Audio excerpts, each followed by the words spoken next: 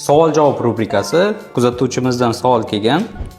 Aritmiyalar necha yoshdan boshlanadi? Aritmiya yosh tanlanmaydi. Ba'zi bir aritmiya turlari bor. Bu asosan qarilarda bo'ladi, ya'ni 60 yoshdan oshganlarda bo'ladi. Lekin aksariyat aritmiya turlari yosh tanlanmaydi. Bu bo'lishi mumkin 2 oylik chaqaloqdan bo'lishi mumkin, 80 yoshli odamdan bo'lishi mumkin. Shu sababli qolgan kasalliklardan farqi o'shanda. Ko'pchilik aritmiyalarning sababchisi bu tug'ma moyillik, ya'ni yurakning bitta zaif nuqtasi bilan tug'iladi yoki qo'shimcha yo'l bilan tug'iladi. Tug'ma bo'lgani uchun bu bo'lishi mumkin, 1 oylik bolani ham bezovta qilishi mumkin. Lekin mana shu tug'ma muammo kasalni 60 yil bezovta qilmasdan kelib 60-yil bezovta qilishi mumkin. Shu sababli yosh tanlanmaydi.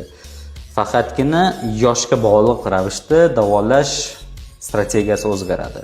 Agarda bemorni tana vazni 35-40 kilodan yuqori bo'lsa, bu bemorlarga operativ yo'l orqali davolanish varianti beriladi.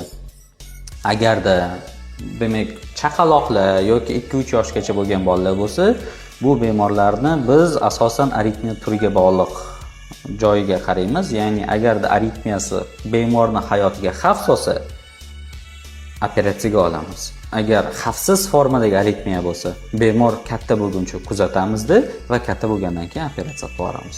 Shuning uchun savolga aniq javob yosh tanlanmaydi. Hamma yoshda har xil aritmiya uchrashi mumkin.